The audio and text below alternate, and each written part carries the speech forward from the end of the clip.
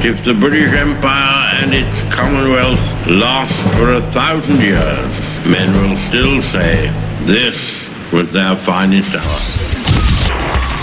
We stand for Queen, country, and video games. BRB UK. Worse teeth, better accents.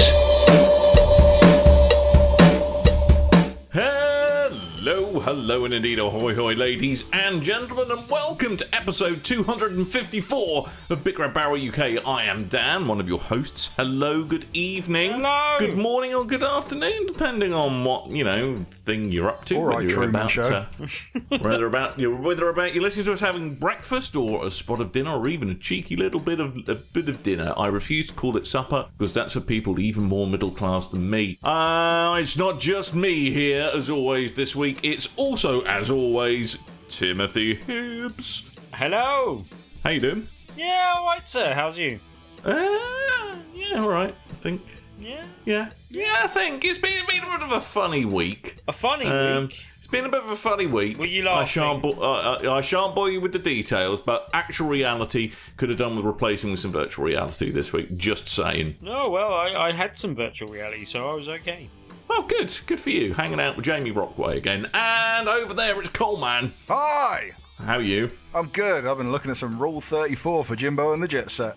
I know it's. It's not the type of research. I will never look at airplane refueling in the same way. That music now haunts me. Jimbo. Jimbo. Jimbo. Jim Boner. Really should definitely move off this topic, especially because most I people refuse have to. not, any idea what you're talking about. But anyway. I wonder if there's Rule 34 Big Red Barrel UK. Oh God, don't look that up. Don't. I do not want to know if there's Also, any slash fic about us. If it doesn't exist, could it? No. Listeners. No. No. Bleezy, do not take that as a hint. No, Bleezy. Bleezy. Get on it, Bleezy. Oh, Bleezy. No, Bleezy. Do not do it.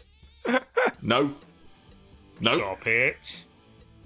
Put the pencil down. Bleezy, put that pen down. I mean, we did. I did ask for our own fan fiction, and it did happen. So we could get our own Rule 34 out of this. No, Coleman, that is not an acceptable life goal. Yeah, that's not the type You're of approaching your mid-30s, we want mid-30s, to man. encourage. Pull yourself together. That was the idea, but someone's going to draw me doing it. What, pulling yourself together? Jesus. It's not really pulling. It's not really pulling yourself together. It's more tugging yourself off, Coleman. To be fair. Depends how it's drawn. Remember that time we used to have a podcast about video games? Yeah, I do. Those were the days. Anyway, those were the days. So, talking about things that Pokémon Go Fest. What a segue! It's a Pokémon Go Fest. A Go Fest, not just a Poke Fest, which does sound wrong. Not a Pokego or a Mongo. No, there's definitely no Mongos. That's politically incorrect. Although Pokémon Go Fest might actually perhaps sum this situation up. So, Niantic had a little bit of a nightmare because there was some kind of Pokemon Go shindig in Chicago, I understand. It was the first ever Pokemon Go Fest. The best ever. The intended to be the first of many. So it's the best, but also the worst of all the Pokemon Fests. I mean, technically the best ever. Do you reckon, is it going to be the first and only Pokemon Fest, do you think? No, I think they'll carry on. I mean, the whole idea that... Have either of you played Pokemon Go at all? I dabbled briefly. You dabbled. Turns out Slough's not a place where Pokemon live. What about you, Tim? I did not, but I saw enough of other people, including my wife, playing it quite a lot. That's fair enough. Well, I played it initially for review and then got quite hooked on it for a while. I haven't played it in a fair few months now, but the whole point of this game is going out and finding Pokemon, obviously, as the title suggests, and there were certain Pokemon in the original lineup that they had that weren't in the game yet, such as Mewtwo and Zapdos and Moltres, any kind of legendary Pokemon.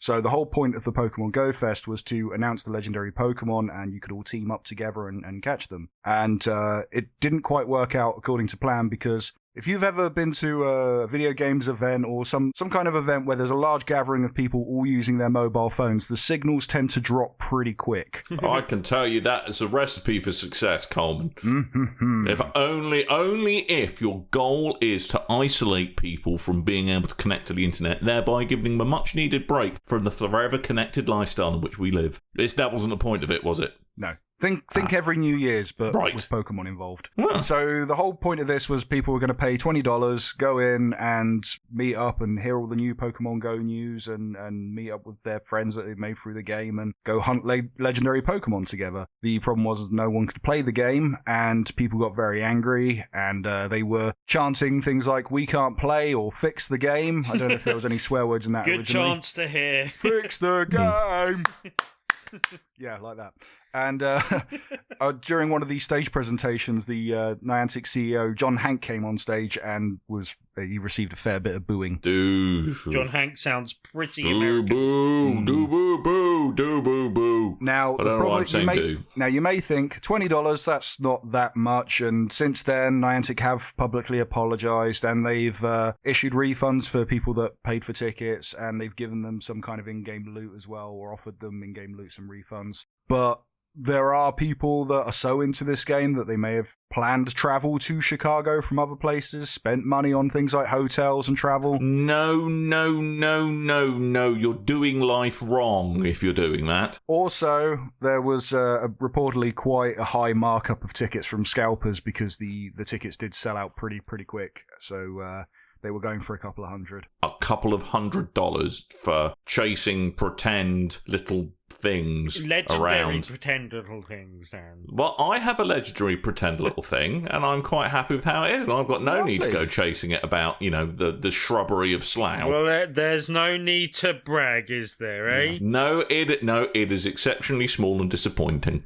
I'm not going to start mocking people for going to Pokemon Go Fest because, there's things like BlizzardCon and there's EGX and E3 and these Gamescom, these things that people spend a lot of money on, myself included, on a couple of these to, get a hotel room and tickets. Passion, hey? Yeah, exactly. Hey? It's a gathering of like-minded folks, and if you find something that you're connecting with, and then there's others in this world that connects with you, then you might want to go to a gathering and make some new friends. Hey, I have resisted going to Destiny Con 2 years in a row now.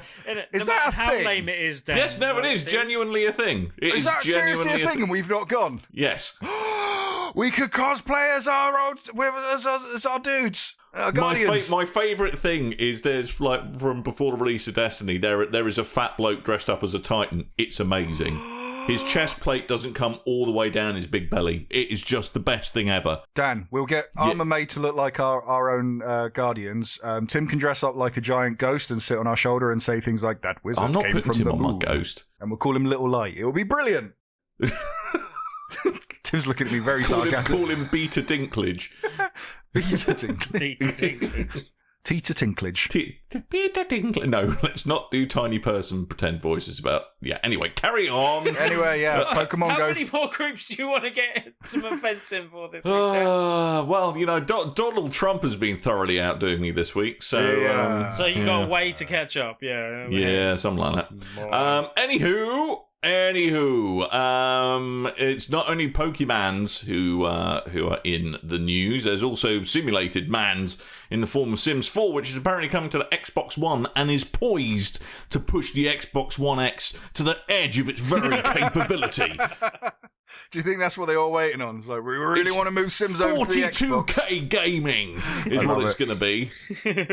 I've never got the appeal of The Sims, apart from its, a potted, sociopathic simulator of how you can torture a family of poor innocent people as you let them into a toilet and then brick up the door as soon as they drop their keks and drop the kids off at the pool. It's just for sociopaths. I tapped out of The Sims about Sims 2.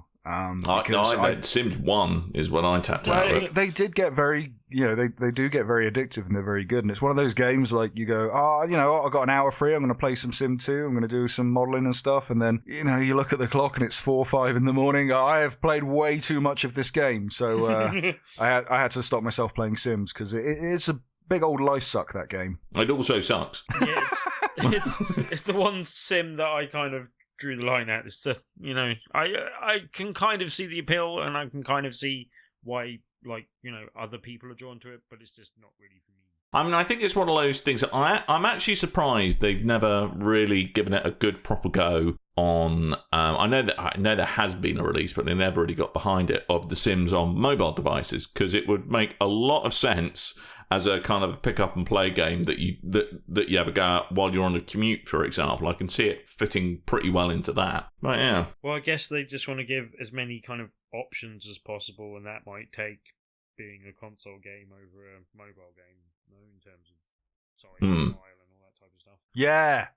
Sims. Love It's it. Thing. Love it. I love a bit of simulating is what I love. I'd rather simulate other things. Yeah. Like what, Tim? Rule 34, management Jimbo sims. and the Jet Set. Yeah. Da, Augment that reality. Now in VR. Good. Oh, there's no Virgin Airlines in that Rule 34. Hey! Ba-da-ba-da-ba-ba. Hey. Moving on. Moving on. LawBreakers. I played a bit of LawBreakers in its closed beta, didn't I? You did? Yes, you did. I was moderately underwhelmed. You were playing on PC, weren't you? Yes, I did play on PC. And PS4 beta is coming up fairly soon, I understand. Well, they're calling it an open, and they're calling it, the air quotes go around beta because, well, it comes out like 10 days after the beta is. Exactly. Yeah, it's a demo. So as far as I can work out, it's pretty much going to be the same beta as released on PC. Yeah, I think. And this is the one that didn't impress you much. Yeah, well, it might work better on a console because just the kind of fact that there's only so fast characters can turn using a controller as opposed to a mouse, which might slightly take away the overpoweredness of the kind of the super close range, super quick characters. And the kind of their cliff notes are, so the beta runs from Cliff notes, eh? Yeah, that's a bit American. My apologies. Cliff Notes, What? attorney at law. I thought you were going on a play on the whole Cliff Bleszinski thing. See? No? No, that would have been a good idea. No, I didn't do that. Should we edit that in? Yeah, please do. That'd be great. If you could just Give say us a rewind. Cliff Bleszinski notes. Make it That really would be obvious. I'll marvellous. just cut it out from a completely different podcast where someone else says Cliff Bleszinski. preferably a different person's voice as well. That would make it seem extra seamless. So the beta runs on the PS4, and is it coming back to the PC as well? I believe it is. Yep. From the 28th to the 31st of July. And it features the following. Are you on the edge of your very seats in anticipation? I am very, very, very edge of my seat. I am because I've got bad posture. Posture? Posture. Posture. Carry on. That's kind of like the optimal. Sorry, posture is the optimal squat you do when taking a dump. Because apparently that's how you're meant to take a dump. You're not meant to sit down. You're meant to squat. Talk about the That's Cliffy the B posture. notes. Anyway, so yeah, you're going to be able to. They're going to have all of the kind of goodies that you can get with the actual full game unlockable in the beta, but obviously it doesn't pass through to the full game. They're going to have a first look at some of the new exclusive items for two of the characters that you can only get if you play the game during launch week, and you can. Hey, this is gonna blow your mind. You can check out all the balance changes and fixes made based on community feedback. Hooray! Experience the improvements made to matchmaking. Much like the Destiny 2 beta, I'm going to miss all of this because I'll be at work. So. Yep. Test out the game's Twitch features, including account link, broadcasting live icon, and more. So basically, they've just done some tweaks to it. Yeah. And, I bloody well hope that I can check out the balance changes in the previous beta periods, because it bloody needed it, and you're developing the game. It's a bit like, today at Greg's the Sandwich Makers, we made your sandwich. It's a bit like saying that, only less hams involved. Yeah, it always looked fun, this game, though, with the kind of whole anti-gravity thing. I thought it was good looking, but I never thought it looked fun. Not to me, anyway. Okay, not my kind of game. Not necessarily my type of thing, but Cliff knows how to make a fun game, generally. Yeah, but it does feel like a continuation of his so far 15-year midlife crisis. I mean, the problem is, it's just, to me, I just felt that it's was just trying just a little bit too hard. That was all. And it's trying to hark back to the good days of Unreal Tournament 04, but kind of the genre's moved on a bit since then. So yes, it's all Overwatch now. Yeah, no, Overwatch, man, that's a good game. Overwatch will get off the pot. What? Why are you watching me on the pot? Is this a Rule 34 thing? Whoa! Don't send him back there, Coleman. Moving on. Jimbo. Anyway, right, what do you want to talk about? Because you were dying to tell us some Destiny news. Amazing on the finger on the pulse, capturing the zeitgeist. As long as it's on the pulse and nowhere else. It's fingers, but which pulse, Coleman? Oh God! Oh, God. There's a big old vein. You don't get pulses from veins. What? No, you don't. Just anyway, but GameStop, bless them, have got their fingers on the button. They're massaging the pulse. They are stroking. Get to the point. They're stroking the love meat of the tumescence of the Destiny 2 community by offering an amazing pre-order gift. Okay. It's a fidget spinner. Oh, for God's sake. That's right. I'm cancelling my Destiny pre-order. 2 fidget spinner. Even I. Cancelling. That is just no. Just no, GameStop. I mean, that doesn't affect us because it's GameStop. How many have you ordered, Dan? That's all I want to know. How many fidget spinners? Well. I'll be spinning for days, boys. Yeah, that's... Yo, it's your boy with my fidget spinner. It's your boy.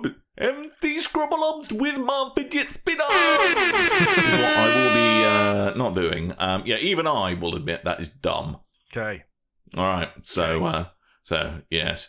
Anywho, but on slightly more BRB related community news, I have done the necessary steps to make sure the BRB Destiny clan will feature in Destiny 2, and apparently new clan related goodness is going to be unlocked. So, if you're a member of the clan from the previous game, does that mean you are? Whoa! And you are, Tim, as well. Yeah, I was just saying, does that mean that you automatically part? Cool. Automatically. Cool. Soon as you load up Destiny 2, you'll be in the BRB clan. Hooray! Huzzah! So, Kaloo-Kalay. What? Kaloo-Kalay. Why not? So yes, but otherwise, I like that froze you. I no idea. But anyway, that's it for Destiny 2 news this week. They extended the beta. It got a little repetitive, I'm not going to lie. They added 2 days to it, but they took it off the PlayStation Store. Yes, because I think while they were doing that, because that's when they were doing the extreme stress testing of it, so they didn't want anyone to pick it up for the first time thinking the complete, utter networking shit show that ensued was what the game was going to be like. Okay. Yeah, I think that's why. I'll just play the game when it comes out. Yeah, you do that, Coleman. Yeah. Yeah. Are you going to ruin Destiny 2 Day for me? I mean, unless I'm working on that day, but I will play as soon as I can. So's Tim. Tim's going to play too. Oh, God. Yeah, you are, Tim. I'm making him. Tim. Timothy. It can't... Seriously, it's not going to be that bad. Are you excited, Tim? No. Oh, you should be. You should be excited. Good. Excellent. Do you know what you should really be excited for? What should I be excited? PlayStation Plus in August. Oh, yeah. Because Just Cause... Free games, or sort of free games. Not free games, but Just Cause 3 is coming. Oh, that's good. Yeah, that's going to be on the PlayStation 4's PlayStation Plus. If you like enjoying massive explosions at a glorious 10 frames a second, that's the game for you. It got better. It got better. Yeah, it got better by me having a PC and playing it. So it got better. All right, Master Race. God, it started. Hey. Not all of us can afford luxury PCs with our Mate, gold and rubies. With our special golden rubies. chips. What are you on about? Stuff. Kev's finally rubbing off on me. Rule 34, Jimbo. Rule 34, Just Cause 3. Anyway, so that's coming to PlayStation 4, along with Assassin's Creed Freedom Cry. If you've never heard of Freedom Cry before. What is that? So that was the DLC for Black Flag, but they also released it as a standalone product. Right. Yep. Gotcha. The idea being, because Black Flag was released on PS3 and PS4 and Xbox 360, Xbox One, so they released the DLC for the on its own as well as DLC so people didn't have to buy the same game twice to play the DLC, was the idea. Or at least that's what a Ubisoft representative told me at the time. Super Motherload on the PS3. Nothing to do with Rule 34. I did actually look up what it was, and I've forgotten now. A load. It's about digging and mining. And oh, stuff, that's right. It? It's the builder game. The builder game. The builder game. It's Bob the Builder game. Doing the buildings. Downwell on PS Vita, PS4, and PS3. That's a bullet hell game. I remember on the Vita that you had to turn it sideways to play it because it needs a very long screen, like a mobile or something. There's Level 22 Gary's Misadventures. That I'm actually excited for this because it looks pretty cool. You play a man who works in a large office and has woken up late for work and has to sneak in the office without anyone noticing. I can relate to that game. On Games with Gold, we've got Slime Rancher has come out of early access. It'll be available on Xbox One August the 1st to 31st. That's a FPS, I believe. Trials Fusion will be available on August the 16th to September the 15th. That's fun. Mm-hmm. Might actually turn my Xbox on. Yeah, that's a good game. Actually, hang on. Can we just do a quick Xbox One check-in? When was the last time you turned on your Xbox One? I got a review code for Dirt 4, so I played that on the Xbox. Otherwise, I haven't turned it on for a while before that. When was Extra Life? Last November. Okay. Excellent. Good to know. Yeah. Also, Bayonetta for the 360. Now that's a good game. That's a good game. That used to be the definitive version of the game until it came out on the PC, and then Dan's going to go, Sorry, my adenoids fell out for a moment, and I'll put them back in. Also released on the Wii U. August 1st to 15th, and Red Faction Armageddon, which I remember as it got released, a lot of people praised that as being the better Red Faction game. That's the open. Yeah, it was good fun. Yeah, that was the open world one, right? Yeah, with the incredibly destructible everything. And it was quite fun just dicking around blowing buildings up for no other reason than blowing buildings up. That's August the 16th till 30-something. I don't know because I accidentally cut the end off of the numbers. Well done. Yes. Congratulations. That is a thing I did when I was setting up thinking. the agenda. I believe it's 31st. The 35th, the 33rd. Well, considering we got a 3, yeah. August the 16th to August the 31st. So, I mean, it's quite nice to see PlayStation Plus bringing it all in 1 month. It's almost as if they realised this was the summer holidays for people. How strange. But yeah, I'm a little bit underwhelmed with the Games of Gold offering. But PlayStation Plus has definitely got some good stuff there. Oh no, Red Faction, Bayonetta. Actually, I like all of those games. Look pretty good. But Slime the Ranch good ones are on the 360, really. No, yeah, but Slime Ranch has been Slime Ranch has been on early access for quite some time now, and it's been previewing really, really well. Yeah. Okay. Right. I think there's strong leads from both of them. Okay. Which wouldn't really be a lead then, would it? All right, tie. Jesus Christ. Strong tie from the both of them. All right, Belgium, calm down. Like a thick tie with a Windsor. Double Windsor. Why not? No, you see, now I am very particular about ties. Yeah? Yeah, no, it does upset me when I see someone on the television presenting stuff and they've done a schoolboy knot instead of a proper Windsor. That does annoy me.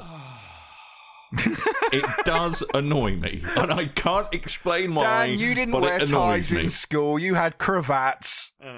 Does it annoy you when your butler wears the wrong sort of tie, Dan? Eh? Yes, that's why I keep beating him. Not Rule 34. Yes. Yes. Suggestions coming in. Anyway, yes. So that's about it for news and stuff, innit? Yes, yep, that's it. Yeah, wow, that's in record time. If my ability to read numbers on the timeline in Audacity could have been shorter. It's okay. We've got lots of games to talk about, so we're all good. Oh God! Do you want to go first, Ted? Let's let Tim go first, shall we? Okay. Because we're going to talk about the same thing, Coleman. So, Timothy Hibbs. Yes. What have you done? Played? Both, kind of VR things, but the main thing this week is a PSVR thing, a game called Tiny Trax, which I got Tiny Trax. A review code for. So I've been playing it for a couple of weeks now, generally. But yeah, is it possible? And this is a question, generally, before I go deep into this. Is it possible to really like a game even when you're not very good at it? Or when you feel like you're not very good at it? Yes. It's just like sex. But generally... Okay, fine. Nice analogy. But Yeah. but basically, like this game is really good, but it's really quite hard, and there's no kind of difficulty settings. But basically, it's what they call a slot car racing game in VR, basically. It kind of what they're kind of referring to there is kind of Scale-Electric type tracks. But imagine a Scale-Electric where it can also run straight up the wall and come back down, and gravity isn't quite so much of an issue, basically. But then also, instead of just like having, on the Scale-Electric, you can basically just speed it up and slow it down with the trigger. They've kind of gone one further with this. There's like, you're generally accelerating for most of the time, and then you've got a boost that you want to be doing when you're on straights. And you build up that boost by steering around corners correctly. And cornering is actually quite difficult in this game. You kind of got to steer into the corner. It's kind of hard to explain. But the track, you're not like in first person view at all. The track kind of flows in and around you, almost kind of thing. It kind of in front of your view, but you kind of have to turn your head to see the corners to the side of you, or there might be like a massive loop right in front of your face, and you've got to kind of peer through that to see like the course behind it as well, kind of thing. But yeah, it's interesting in two ways. It's a kind of slightly different sort of racing game. There's nothing exactly like it that I've played before, and that's part of the reason why I find it hard, in terms of you've really got to kind of learn this way of driving, kind of thing, basically. And yeah, the courses kind of there's 12 courses in total, and that doesn't sound like much, but each course is kind of within the three themes that they're kind of loosely grouped in.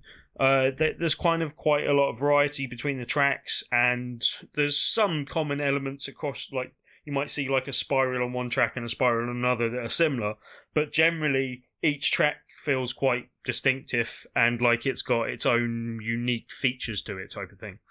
One of the very first tracks in the game is pretty hard in terms of trying to get to first place. Basically, I've been playing, like as I said, for 2 weeks. Not like massively religiously, but a couple of hours here and there, and then a longer session. All right, not massively religiously. Can you, if you, in terms of religion, okay. What religion would it be? Oh no, know.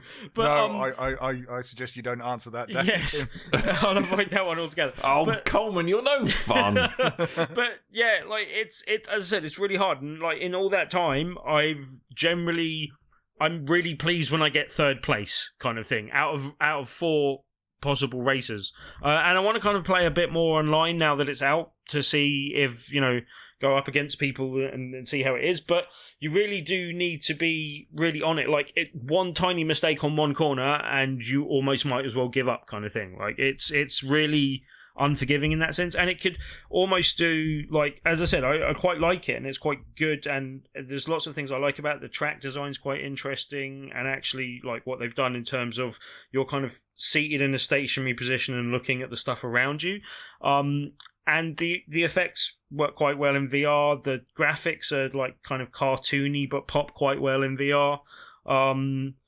And yeah, like there's just a couple of like things that I would have liked to see them do a bit more. Like there's all these different vehicles, but none of them really seem to handle any differently, or or have any different characteristics to each other.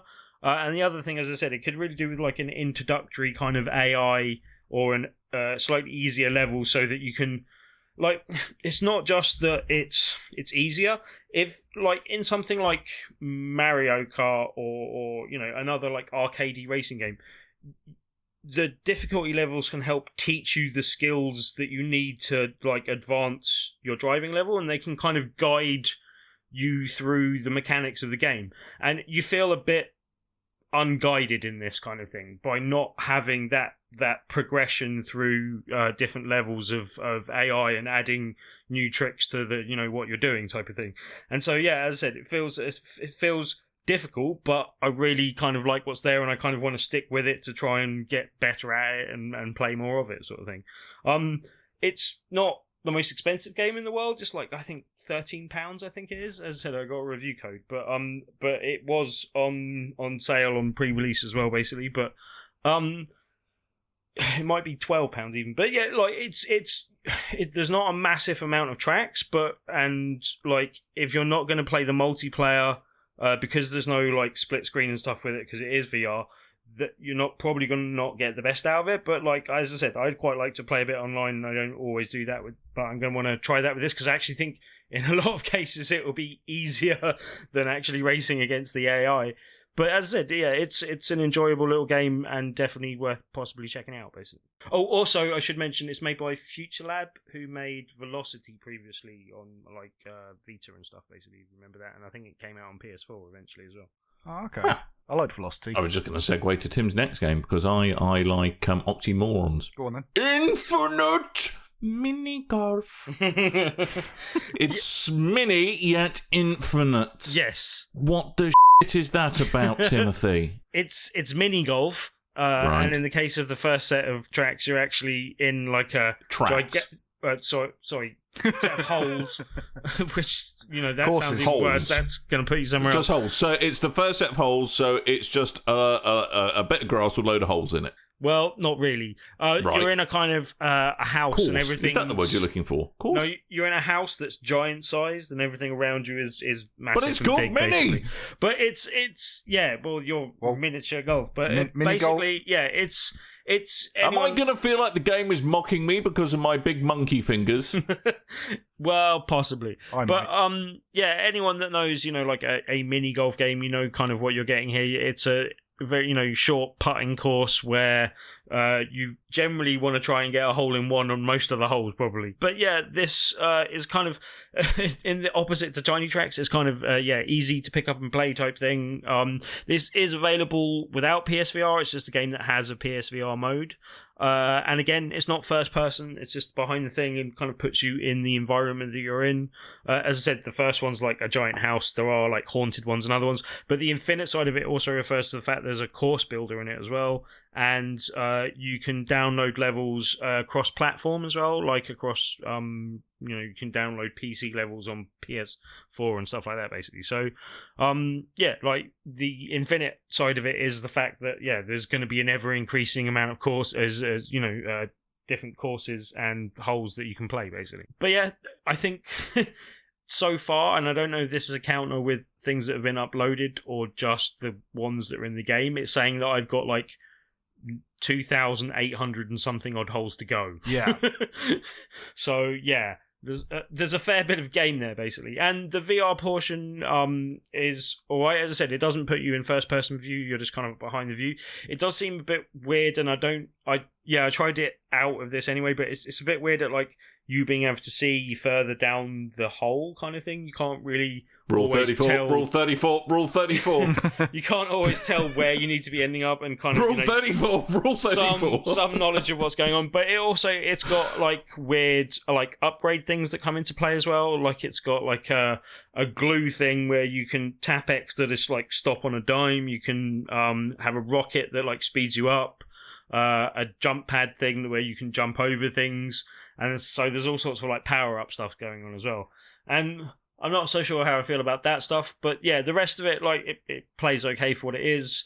Again, this was not that expensive, but yeah, like that seems alright so far, and the PSVR stuff is good enough to add another little layer to it as well. So yeah, the VR component of this game perplexes me. Because you have a headset, you have motion controls. Why not just have the like Wii Golf was? Why not? Well, that do was that? going to be my next question. Is why?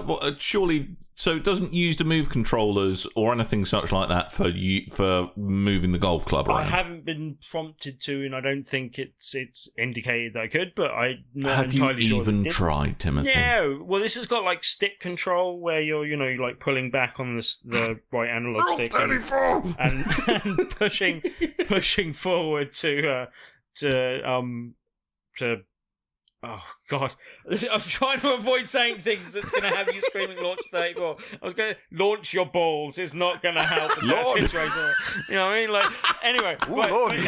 I must admit that's one of the things that I've never done. I've never launched my balls. fondle them. I'm glad. I'm quite partial to keeping them close by. But yeah, anyway, as I said, yeah, it was fun. I still think the whole external gonad thing's a bit of a design flaw, but you know one what's I one to bought, do. and I think with discount it was just over £10. So Okay. Tim's ignoring me now. getting 3,000 odd mini golf holes and fun little game, course builder, VSR, yeah, all good. Cool. Right, what have you been playing this week, Mr. Coleman? I have been. Well, let's talk about the one me and Dan have been playing. Cause Yeah, let's I'm do sure that. Dan's played more of this than me. Fire Pro Wrestling World. We've been sent a few codes of this. Mm-hmm. It's in Steam Early Access, and if you don't know the series of Fire Pro Wrestling, it's a old retro style 2D wrestling game. One which I've not actually picked up since like importing a PlayStation 2 copy. So I was quite excited to get a hold of this, but offered it to Dan first. Then we got follow-up code, so now I'm done jumping in myself. Codes for everyone. This game has quite a robust creation system, even though it is just all 2D characters. So I've been more busy making wrestlers and stuff than playing. Actually, there's a whole kind of subset of people who've bought this game who that's all they do. They make like toy wrestlers and then make them fight one another. Yeah, the workshop support's pretty cool. Yeah, and I mean, it's in every. I mean, just looking at this game, you know, it's like you'd be forgiven. It's thinking, it's just like a 16-bit wrestling game, but that's actually really underselling how deep and complex this game is. It isn't just mash some buttons. I mean, it's pretty punishing with its. You have to be really look at what's going on screen. Have to get your timing absolutely right, because a lot of it is all about button presses and you know, direction presses in kind of grapple holds with your opponent.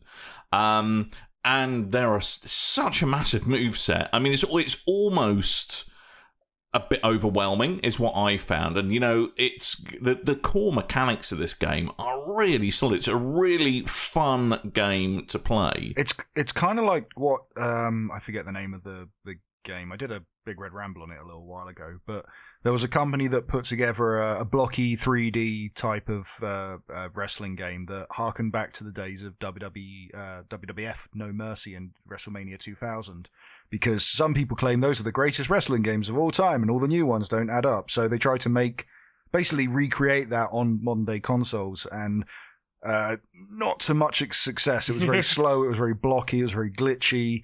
And Fire Pro Wrestling, it kind of it takes that idea, but instead of going for the N64 era, it goes to like the Genesis, Mega Drive, SNES era of wrestling games and tries to recreate that.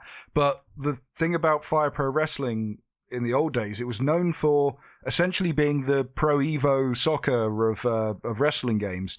They had even though it was a Japanese game, they'd have all these different famous wrestlers like Hulk Hogan and Sabu and Rob Van Dam and Chris Jericho, but they would be slightly different and have their name like Chris Jericho, but just Jericho, that sort of thing. They just swap the names around a little bit. Unfortunately, transpositioning the letters of Hulk Hogan's name still gets you Hulk Hogan. Yeah, he was probably called like Bulk Flogan or something. Misogyny man. Yeah, but they've kind of taken away all the jokey characters now because they've replaced it with the really robust creation system. And then you go on Workshop and immediately I've downloaded a Pete Dunne and a Daniel Bryan and all really, really cool. I mean, it is. I mean, I think the kind of the Workshop support's just going to give this a ridiculous amount of legs. It really is. I mean, the one thing it's in. I mean, there are some like training missions where it talks you through the basics, but because they are so complicated, it's a bit. It's trying to keep it all in your brain in one go. The basics aren't basic. A bit of a challenge. Basically. I mean, I think what they've done, they've got the core of this game really, really nailed down, and the customization side of things is just absolutely incredible. However, it's in real need of a bit of spit and polish. It really, really is. Well, it's a good thing it's in early access then, Dan. Well, quite. However, and I'm not necessarily saying that this will be the case for Fire Pro Wrestling World, but we've all seen it happen where games that go into early access say they're going to be greatly improved over the course of the next couple of months and actually don't really change at all. So I hope, I mean, if they're willing and able to go that extra mile to kind of get the UI and the user experience absolutely bang on, you know, perhaps introduce a couple more little visual cues to help you with timing of grapples and throws and stuff like that, that'd be great, because I think this could be one of the best wrestling games that's ever been out there, frankly. Yeah. I mean, definitely. I do actually like the modern day WWE games. This is something different, and it has the potential to be like better than Fire Pro. And I like this idea where it is an early access, and we're playing it now, and we're getting used to the mechanics and stuff. Fire Pro Wrestling, they do stick a lot of cool match types in there. If it's a ladder or a table, like the normal stuff you tend to see, but then also things like barbed wire rope matches, that kind of stuff it's been known for. So there's always kind of cool stuff that they can add in along the way, and I'm pretty excited for that. But I do want to say, we have kindly, the folks at Chunsoft have kindly provided each of us, all three of us, a code for this game. So I put this to you, gentlemen. Yes. Right. I say we all take our codes, we all install the game, as me and Dan Rule already 34. have. We Rule 34 this up. Right. We all go away, we create our characters, we get some time in. I reckon a week should do it. And then we all come in, and then we have a live stream pay-per-view. All right, sounds good. Without the pay. Without the pay. You'll just view it. You'll just... Well, actually, I've got a further suggestion. Yeah. I've got a further suggestion. We don't make ourselves as characters. Too late. I have a further stipulation beyond that as well, Dan. No, you're not getting out of it, Tim. Trump supporters not returning. Yeah, no Trump supporters. Last time that went very badly the for best? the world. I think we should create ourselves. Really? Yeah, for the Big Red Barrel UK Brawl for All. Or have a the wrestle brawl. How long have you spent thinking up of that, Coleman, today? Brawl for All is just a regular term. It's been used before. It's like Rumble in the Jungle. Fair enough. What was the one you said? Like the brouhaha at tea time or something? I can't remember. It was a while ago. Do you not remember this? Yeah. I don't. I say so much crap, Coleman. Right, we'll call it the tussle at tea time. Yeah. And we'll live stream us playing live Fire Pro Wrestling World live on Twitch or something. Okay. Cool. I like this. Summer Slough. Summer Slough. I love it. Oh, Bleezy, get making our poster. It's got to be an old school wrestling poster. Anything else to add on Fire Pro Wrestling, Dan? No, other than I think it shows a great deal of promise, and I hope Chunsoft keep on pouring in the time and resources into making a great game, a really, really fantastic game. Someone was telling me about the game, and they said that one of the things they really liked was the fact that you can deliberately choose to stay down from a pin. Yeah. So, like, if you're in a like a match, and that was a good time to end it for the crowd, type of thing, you can deliberately stay down. Yeah, I like that. Like, if you felt this moment was right, everything was as it was. I can't kick out, or I'll ruin everything. It's quite a clever idea. Yeah, I'll check back in next week when I've played a bit more. But I me as well. Yeah, I do like the series. Okay, I'll learn how to play. Huzzah! It's not that difficult, Tim. Yes. No, really, it isn't. My turn. Okay, Coleman, talk to the peoples. I have been playing a game that's been mentioned quite heavily on this show before, Unbox Newbie's Adventure on the PlayStation 4. If you've listened to previous shows, then you may know that we've had Andrew Bennison on the show 3 times now, I think, or 2.5 at least. He's been on EGX show. He's been on. He's filled in for you, Dan, and then he's been on a review show, an interview show with Tim as well. So yeah, Unbox. Always talking about Unbox. It's a 3D character platformer, much like a Banjo and Kazooie or Crash Bandicoot type. Kind of semi-open world exploration done in very large areas for you to visit, and I don't like it. I thought I'd love this game, but I don't love this game, and because it's big. Oh, okay. It has potential to change, and I'll just go through briefly why, and explain the game itself. So the idea of this is you are a sentient box that lives in a world of sentient boxes that are created by a company that's meant to be like the new delivery service. Sentient boxes that deliver themselves. That's the whole premise behind it. And there's good boxes that are just, I can't remember what they call them now. They're like zippies or something. And then there's bad boxes. Yodels. Which are called wild cards. Because they're made of cardboard. And God. that's what they did there, I see it. So what you have to do is go around to level and collect things and do missions and make friends and unlock stuff, and then you'll be presented with a boss, and then you go beat the boss, and then you're on to the next level. And then, of course, because it's a 3D open world platformer type game, there's a big collectathon as well. There's a bunch of golden tape that you're meant to collect, and stamps, which is your main one to collect to open up new unlockable arenas and stuff. There's also a multiplayer mode, which has like races and battle modes and all these kind of things that I tried to play with Tim earlier, and he wasn't amused because he hates platformers. Tim hates fun. We know that. Now, also, no, he's just been playing the game for, like a week or so, and then I pick up the pad, and it's me versus him, like shooting each other in the face, and no. Okay, so I think it would be more fun with like 4 people, and it needs more chaos. That knew what they were doing, and etc., and that at least showed some promise. I would have thought.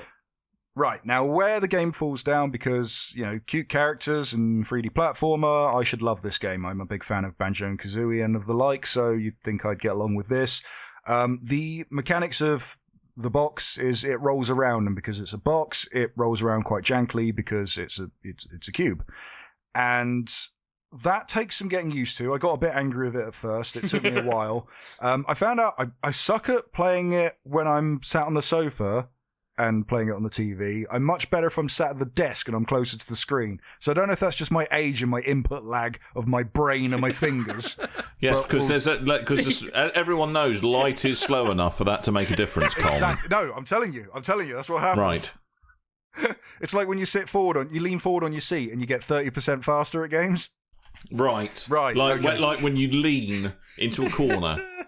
Playing Super Mario Kart. So the controls to start with, I struggled with, but after a while I did start to get used to it, and I'd gone from not being able to move into a straight line to be able to climb these giant, like 50-story tower buildings and onto smaller platforms and be absolutely fine with it.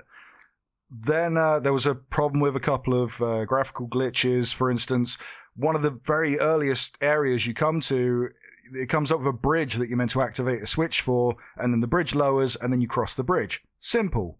However, the game spawned 2 bridges, one closed and one open. So if I hit the button, the bridges would start to close, stop, and then go back up again.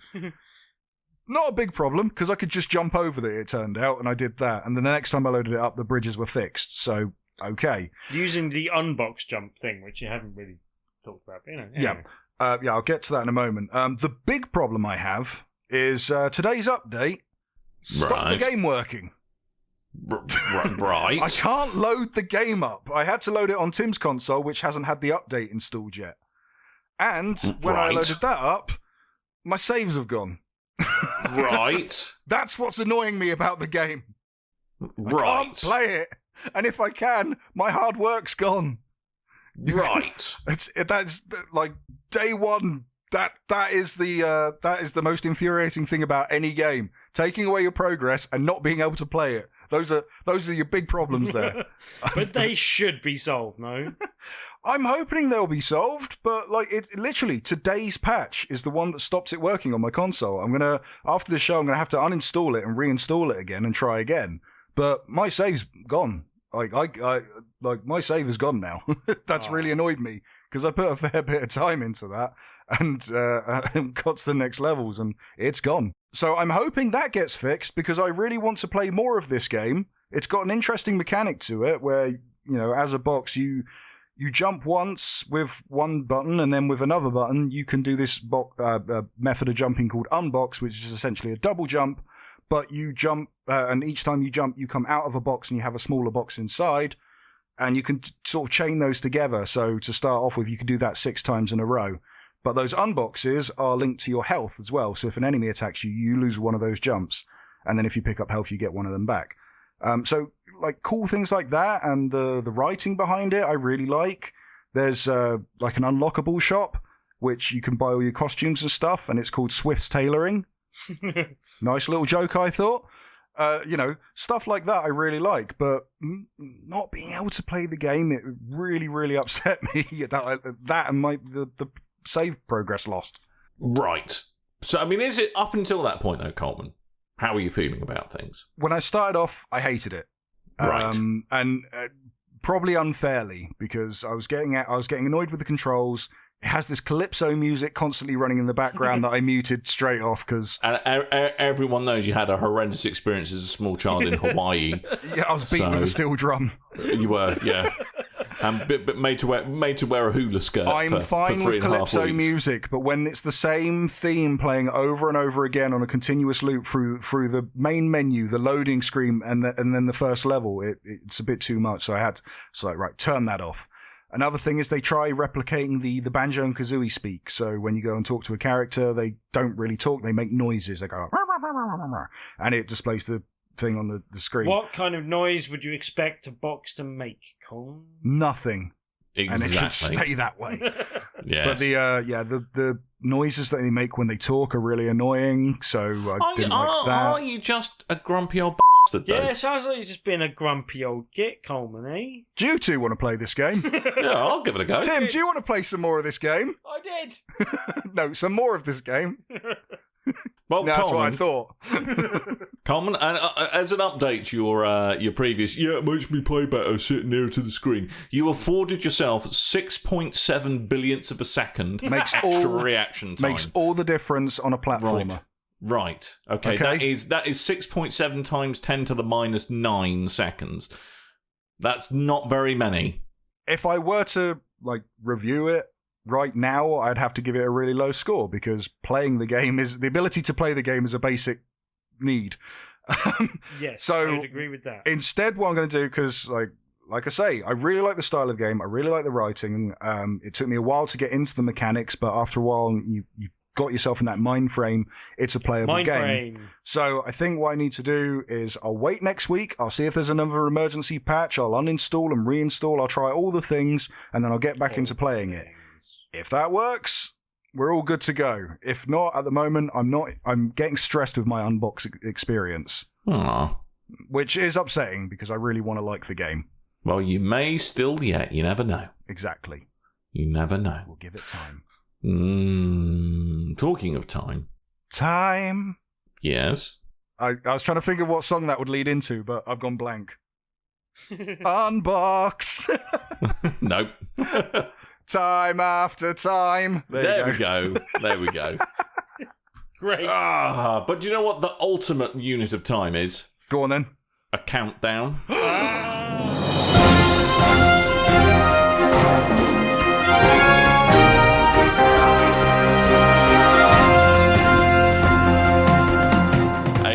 It's a mass debate. It's Rule 30, the Rule 34 of conversational discourses. Ooh. A mass debate. It's the Great British Debate, and Coleman, you've got a question for us. Okay, so chaps, the topic you will be debating this week is if the Nintendo Switch's online chat functionality, something that we've been discussing so much it should really get its own jingle, is brilliant or is it So why am I always arguing? You're not. No, You always bloody argue, Tim. That's the whole point of it. Well, you're debating, Tim. You're not arguing. So the man who will be arguing for the Nintendo Switch's online chunks functionality will be Tim. And arguing against will be Dan. Don't you laugh now. You'll get stitched up next week, mate. Hey, what? It's all fair in Great British Debate, gentlemen. Who Right. wants to go first? I'll let Tim go first. Oh, thanks. That's right. Anytime, mate. Tim, do you agree with this going first? I get thrown under the bus first. Yeah, go on. Yes, you do. Fair enough. Okay, Tim, when you are ready, argue for the Nintendo Switch's online chat functionality. Chunk fingers. Do you know what? Chunk faction. At this point, I'll just stick with chunt functionality. All right, there we go. Rule 34. Rule 34. Are you ready, Tim? Yeah. Your 1 minute. Your 30 seconds starts now. At absolute brilliance. Like, it's a masterstroke by Nintendo. Look, they've realised that there's absolutely no point in them providing anything that could be called a sane solution. If you just look at their thing, you would go, oh, look, no, I'll just go on Skype or Discord or something else, or anything else, like Semaphore would be better than this. It's a masterstroke. There's no point in them investing any money. They're not going to sell any of these, and it doesn't matter. Everyone already has a way to do. Stop. And it means they don't have to police it. Hang on. I'm really confused. My argument. Did you argue for or against? It's a stroke of genius. Well, I got that. I don't have to bother with it. I think with one hand you were complimenting it, and with the other hand you're throwing it off a cliff. Tim, you can't give something a bad. You can't defend the indefensible by saying, "Oh yeah, it's really good," but actually it's really. It's brilliant It's not how it works. because it is so much. Right. Hipsters will love it. Yeah. Thanks for making my argument before we come. Sorry. Dan, are you ready? I'm not going to need 30 seconds. Oh, you got 30 seconds, my friend. You got to fill it all up or you get disqualified. With Rule 34. That's rule 1. And debate. Two girls, one up. Anyway, I mean, just look at it. Look at it. It's like, okay, if you don't own a Switch, because they're still difficult to come by, and you want to find out what it'd be like to play online with your buddies using the Switch, what you do, get a bowl of pasta, tip it over your head. That is what it feels like using the Switch's online chat functionality, because you'll end up with a cacophony of cables. Stop. I tell you. Stop. Right, both of you managed to overlap your 30 seconds. Right. My 3 second, I've got a 3 second argument if that helps. I do like that your argument started with which perfectly sums up looking at the Nintendo Switch's chat But then you functionality. start talking about just throwing pasta over your head for no reason. I will explain that. So in the chat, which Tim obviously hasn't looked at, I put in a picture of the setup of the Switch and the just mess of octopus cables everywhere, which Dan replied with a picture of a baby with spaghetti all over him. I think that's quite an apt argument, and possibly an image that I might have to stick in the show notes. Excellent. Not win an argument by pictures on an audio podcast, though. That's all I'm saying. Dan wins. There we go. Suck it. I'm calling shenanigans. The sweet taste of victory. Do you know what victory tastes like, Timothy? I was going to say something really juvenile then, and I will avoid doing so and move on. Penis. It's like a unicorn farted in your mouth while it was open. That's how good it is. I thought you were That's the going taste of doesn't victory. Sound good. Have you ever tasted a unicorn fart? I must admit, no. Have you ever tried Nintendo Switch's online chat functionality? Nobody has, Dan. That's a Nobody good has. point, actually. It's like Reggie Fils-Amiga's farted in your mouth. Now that's a cover image. There we go. Rule People 34. actually using this are rarer than unicorn anyway, but hey. Anywho, Timothy, Tuesday is Tuesday. Tell us about Tuesday. Tuesday is a Tuesday, and this Tuesday is a special Tuesday. It's Why the is first this Tuesday special, Timothy? Well, it's the 1st of August, and before we quite move on to tabletop, it's also But that happens every year, Timothy. I know, but it's also my wedding anniversary, so, you know. Woo! Is that you saying that so we're reminding you about it? Yeah, good plan. So that's that's the second anniversary, right? Yep. Yeah, that's the Hashtag Rule 34. That's the box of bees anniversary, I believe. The traditional box of bees. It's the oh god, what have we done anniversary. Ooh. As far as Tabletop Tuesday is concerned, it's not keeping Alex and I away. We're going to be there anyway. And it's International Bez Day as well, basically. As From the Happy in Mondays. Yeah, exactly. No. Oh. But from Stuff by Bez. Rubbish. He is a game maker. He's had a game at Tabletop Tuesday before in a bind.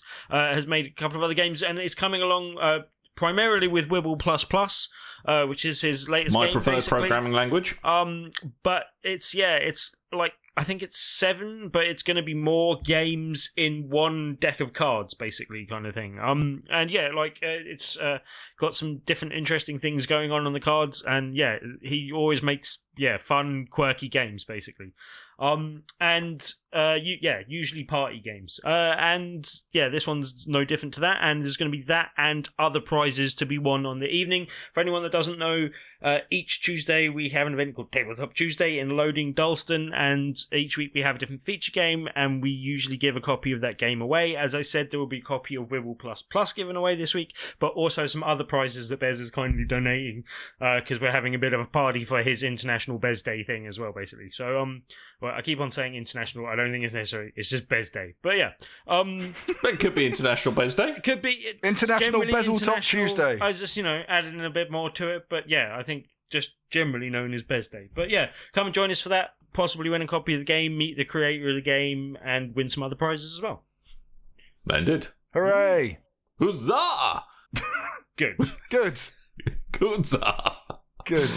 Oh, do you reckon Bez from the Happy Mondays actually remembers anything past 1983? I don't think he remembers anything ever. We had that weird... Oh my god, Dan sent me a picture of Bez.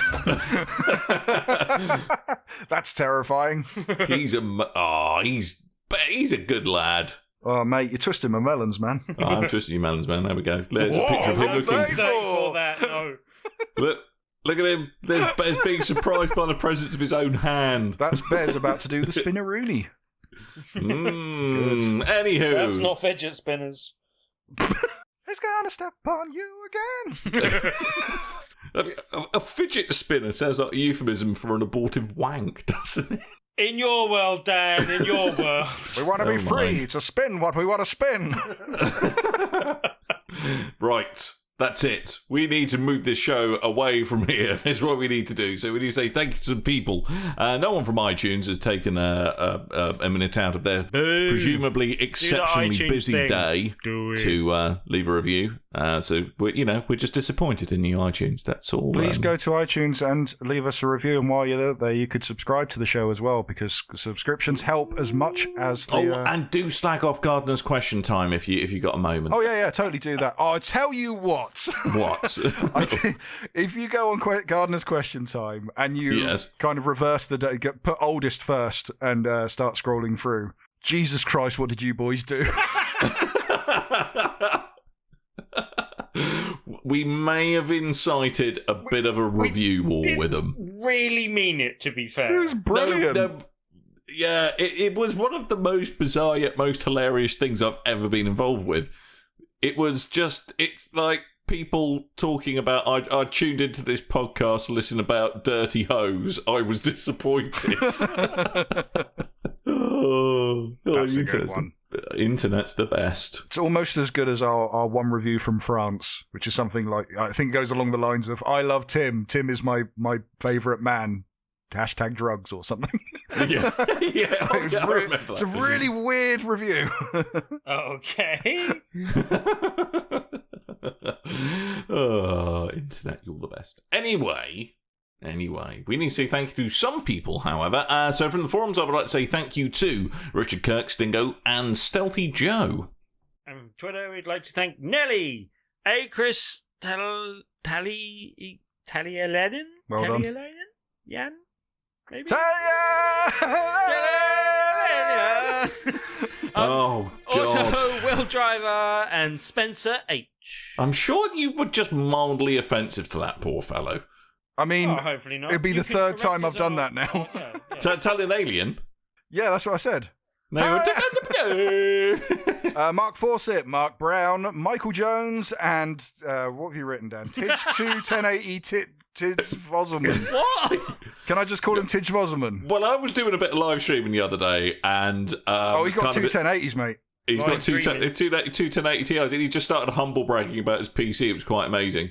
Yep. He was like, "Oh yeah." That's not humble bragging. That's just bragging. Yeah, it is. You're true. Bragging. That's right. Good exactly. old-fashioned. I'm sure I can run it because I've got 4 million graphics cards on my PC. Why do you need that many? Anyway, because I make lots of money and more than you, and therefore I shall build a massive PC. All about the teraflops. Because that's what Vlad sounds like when I play the GTA Online with him. Vlad, well, hello.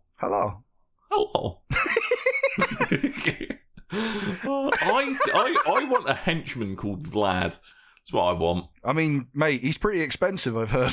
Yeah, I know. If you want to hire him. To go with your butler.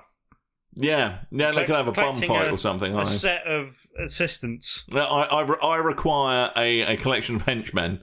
It's going to be like Fire Pro Wrestling for me, but in real life. I'm just going to hire a bunch of people who I'm then going to make unreasonable demands that they bash 7 shades of shit out of one another. Yes. Your pronunciation of henchman is just top notch because you're going, I need a collection of henchmen. Henchmen. Henchmen. Well, Yes. Don't rule 34 that. Oh, there's so much ammunition if someone wants to do Rule 34 this Oh, God. Anyway, we ought to get out of here before this gets any worse than it already is. Anyway, thank you ever so much for listening, and we are one of many podcasts offered up by BigRedBarel.com. Even our flagship podcast has made a return now that Dave has rediscovered the internet. Flags are flying again. Yeah, exactly. So welcome back, Dave. Congratulations on getting married. Congratulations. And thanks for letting us know. Yeah. we were all a little worried for a while, but glad that everything is okay. And if you want to find Big Red Barrel on the internet, just put /BigRedBarel after your favourite internet address, and chances are we're there. I'm not. Or just put BigRedBarel.com and we're there too. Yeah. What happens if you put BigRedBarel.com /BigRedBarel? Probably. I think you get a 404 not found error, to be fair, but yeah. Maybe I should do something with that. Oh, I broke the site. Oh, Coleman. Anyway, we need to get out of here, so I have been Dan. I may have been Tim. Yeah, you have. Maybe. I've been Coleman. Mm. I'm not Bez from the Happy Mondays. No, you're not. No. No. Just in my melons, man. Even Bez Words from to Happy live by. Mondays isn't Bez from the Happy Mondays anymore. And that takes you some really dark places on Rule 34, twisting your melons, man. Well, don't do that. Don't do what? Don't Rule 34 that What do you think might result from it, Tim? We want to be free to Rule 34 what we want to rule. Anyway, before we set Coleman off again, and while Frankie set me off again, we're going to go. So thank you ever so much for listening, and until next time, dear listeners, toodle bye.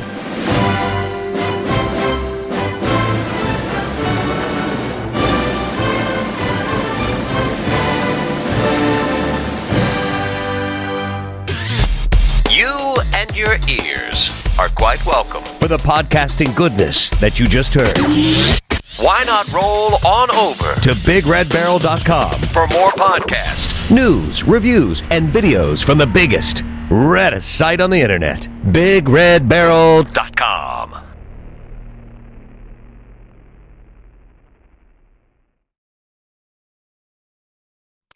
News. Mellifluosity. Mellifluous. My mellifluosity is at 9.7. Do I have a waveform, Coleman? You would if you were closer to the mic and not looking at me. Hello. Yes, you have a waveform. I turned round when I spoke into the mic. Okay. Hello. News. News. Madam of the House speaking. What is your name, Madam of the House? Hyacinth. Wow. Nice. Nice. That's my mother's name. Nice. Hyacinth Bertha. Hyacinth Bertha Coleman. Bertha Coleman. 5, 4, 3, 2, 1. Mark. Nice. That was almost a harmony, but let down by a complete lack of musicality. Or Tim. Good. There's going to be a picture on Rule 34 of Alan Titchmarsh just f***ing you.